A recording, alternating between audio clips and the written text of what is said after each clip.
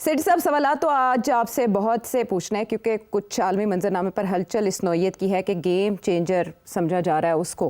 पोशीदा उसके मुहर्रिकात क्या हैं वो अपनी जगह पर अहम, लेकिन कल एक बात मिस हो गई। वो सेनेट इलेक्शन, पाकिस्तान तहरीक इंसाफ, इत्तेहादी हुकूमत, इन सब से जुड़ी थी। सारा जो मेला सजा सेनेट इलेक्शंस का, जिसमें हमने मिसाली हम आहंगी और ताउन देखा हरीफों के दरमियान, हुकूमत और अपोजिशन के दरमियान, उसकी आपने तक समझाने की कोशिश की और आपने कहा कि मैं, अगर आप मुझसे पूछेंगी तो मैं फर्दर भी बता दूंगा, लेकिन मुख्तसर वक्त होने की वजह से मैं आपसे जान नहीं पाई कि नंबर गेम की दौड़, तगो-दो और फिर 2/3 अक्सरियत हासिल करने की जितनी कोशिश, जोड़ तोड़ और उसमें ताउन हासिल करना, ये सब किस लिए? ये बहुत इम्पोर्टेंट सवाल है बिकॉज काफ़ी अरसे से ये चर्चा तो है ना कि एक नई अमेंडमेंट आनी है, 27th अमेंडमेंट। इसमें गवर्नमेंट के लोगों ने भी ये कहा कि हाँ आएगी, सब यही समझते हैं कि आएगी और डिनाइल भी नहीं है। अब उसमें क्या होगा और क्या ज़रूरत है उसकी, इसके ऊपर खामोशी है और मैं समझता हूँ समझ आती है खामोशी क्यों है। 26 के ऊपर भी बड़ी खामोशी थी, आखिरी वक्त तक हमें नहीं बताया गया था कि क्या करने जा रहे हैं और कैसे। आपको याद है जी। चिड़िया भी फेल हो गई थी इसमें, हमें इतनी सख्ती से वो बात रोकी गई थी, मगर बाद में ऐसा ऐसा समझ आ गई कि ताल्लुक उसका जो था मेनली जुडिशरी के साथ था। अब मेरा ख्याल है आपको पता है कि आखिरी वक्त पे उस वक्त मौलाना ने तावन आधा ही किया, पूरा तावन नहीं किया था। तो जब वो एक कॉन्स्टिट्यूशनल कोर्ट की तजवीज़ जो है उसको खत्म करके और कॉन्स्टिट्यूशनल बेंच के कॉम्प्रोमाइज हो गई थी। मगर मगर मेरा ख्याल है वो मामला तय टेम्परेरली तो हो गया था ताकि वो काम आगे चले, मगर परमानेंटली पक्की सोल्यूशन नहीं थी।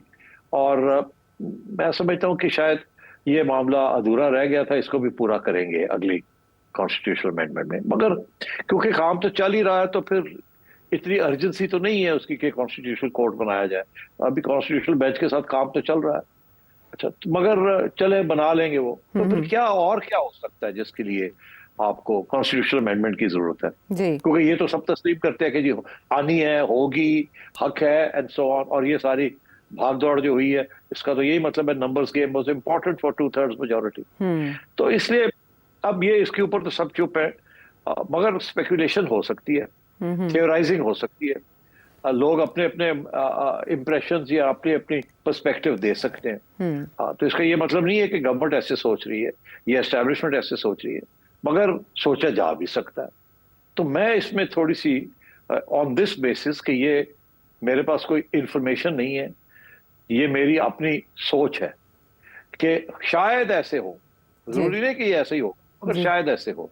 इश्यू क्या है इस मुल्क में, हमेशा हर प्राइम मिनिस्टर या प्रेसिडेंट जो आया है उसने हैंड पिक चुन चुन के आर्मी चीफ को लगाया है, और ये तारीख से काम ऐसे ही चलता आ रहा है।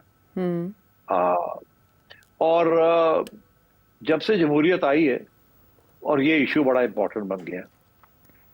1988 में मोहतरमा आई तो उस वक्त गुलाम इसहाक खान साहब प्रेसिडेंट थे, और पावर्स उनके पास थी आर्मी चीफ की अपॉइंटमेंट की।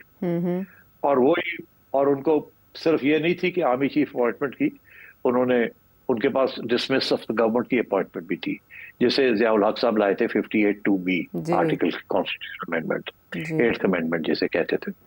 और वो फिर इसहाक खान साहब ने इस्तेमाल भी की। उन्होंने अपने दौर में 2 आर्मी चीफ लगाए, एक के ऊपर उनकी लड़ाई झगड़ा हो गया नवाज शरीफ के साथ, फिर दोनों को जाना पड़ गया।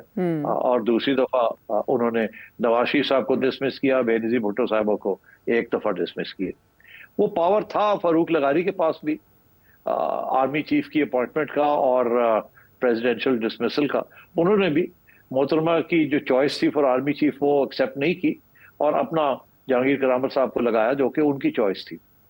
और ये मामला चलता रहा 1997 तक।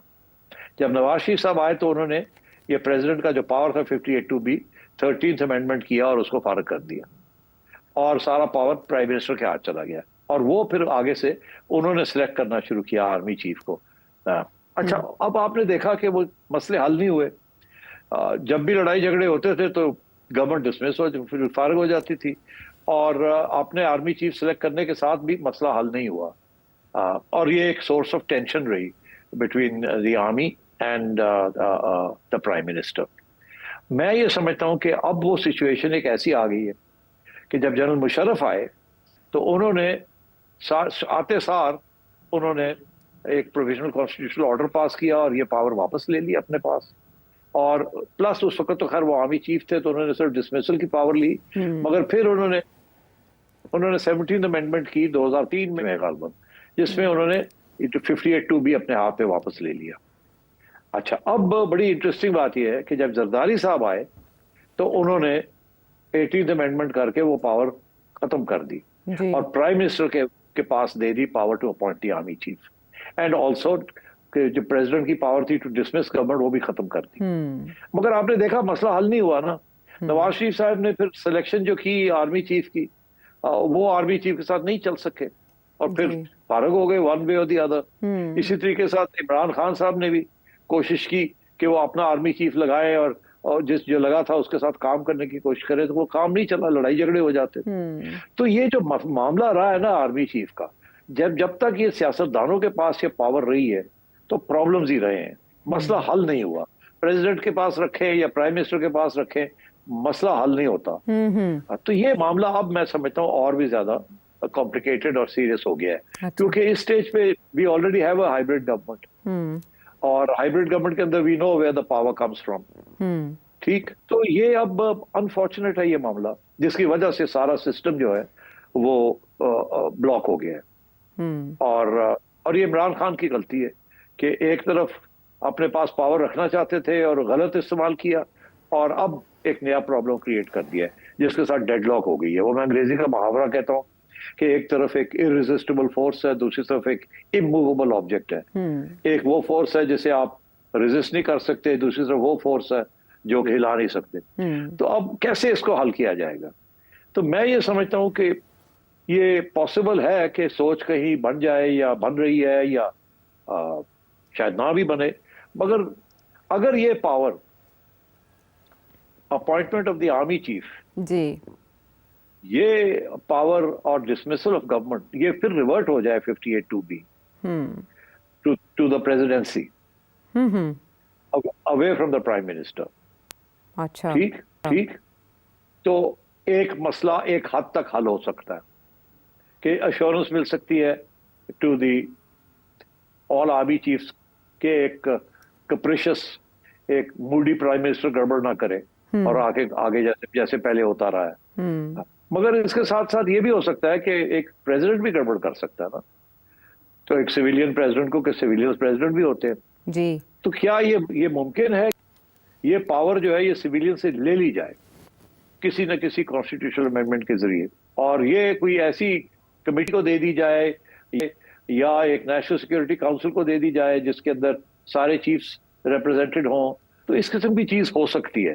अब आई डोंट नो क्या सोच है, मगर इसके साथ ये होगा कि ये जो कॉन्स्टेंटली लड़ाई झगड़े चलते हैं ना, ये इंस्टीट्यूशनलाइज हो जाएंगे, और अगर ये इंस्टीट्यूशनलाइज हो जाते हैं तो ये सारी जो टेंशन है इस वक्त बिटवीन एक कैदी और एक लीडर, ये भी खत्म हो सकती है। फिर गारंटीज की जरूरत नहीं पड़ती। फिर आप अगर एक इलेक्शन, क्लीन कार्ट इलेक्शन कराते हैं और इमरान खान अगर पावर में भी आ जाता है तो उसके पास वो पावर ही नहीं होगी to dismiss the army chief या उसके साथ को पंगा लेने की, और ये मिल के काम हो सकता है और प्रोटेक्शन मिल सकती है।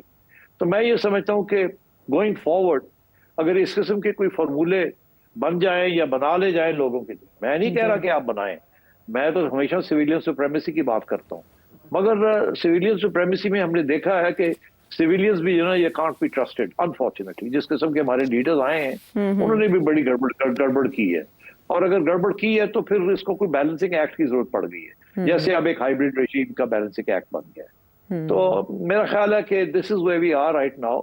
अब ये कॉन्स्टिट्यूशनल अमेंडमेंट 27th जो है इसमें क्या लाएंगे, कैसे करेंगे, ये जो सारे रूमर्स चल रहे थे कि आसिफ जरदारी को प्रेसिडेंसी से हटाना है, नहीं हटाना, क्या होना है, कौन आएगा कौन नहीं आएगा, पता नहीं इनकी ओरिजिन क्या है, शायद इस किस्म की सोच की ओरिजिन है, आई डोंट नो। मगर मैं समझता हूँ कि ये मामले को भी अब तय करना पड़ेगा, क्योंकि अब ये देखिए ना, हमारी वो प्योर डेमोक्रेसी तो है नहीं, ना ही वो चली है यहाँ जब भी ऐसे कोशिश की है। तो अब ये हाइब्रिड रेजीम जो है, अगर ये कामयाब हो जाती है तो ये लॉजिकल एक्सटेंशन होगा हाइब्रिड रेजीम का, कि इंस्टीट्यूशनली भी पावर शेयरिंग हो जाए। अभी तो एक एड हॉक बेसिस पे चल रहा है ना, मगर कॉन्स्टिट्यूशनली भी अगर ये हो जाए तो maybe, just maybe, some people might think कि this is the way out of this situation. I want to say more than this, I don't know क्या सोच है क्या नहीं है, मगर ये चीज भी मैंने अपने दोस्तों के साथ डिस्कस की है, और वहां भी यही है कि यार हो सकता है कि इस किस्म की सोच कहीं बन रही हो, बट अगर बन रही है तो मुझे नहीं पता, और ये मैं ना, ये मेरी तजवीज़ है, ये मेरा एनालिसिस है कि इस तरीके की सोच भी बन सकती है कहीं ना कहीं। वेरी इंटरेस्टिंग एनालिसिस सेठी साहब। जो अभी हमने माजी करीब में कुछ रूमर्स भी सुने, आपने बड़ा अच्छा उसका कनेक्शन बनाया, और जो पाकिस्तान की एक देरपा मुश्किल है जिसकी वजह से जो सिविलियन गवर्नमेंट्स हैं वो बरतरफ की जाती रही, घर भिजवाई जाती रही, मुद्दत पूरी ना कर सकी, शायद उसका और उस बहरान का हल हो जाए जो हर आर्मी चीफ की अपॉइंटमेंट पर होता है। ये बहुत इंटरेस्टिंग है, बहुत से सवाल उभर रहे हैं इसके बतन से, लेकिन आने वाले प्रोग्राम्स में फिर सही जैसे इस अमेंडमेंट का कोई ड्राफ्ट आता है सामने, या 2/3 अक्सरियत से ये गवर्नमेंट क्या हासिल करना चाहती है उसके कदोखाल हमारे सामने आएंगे तो आपसे बात करेंगे।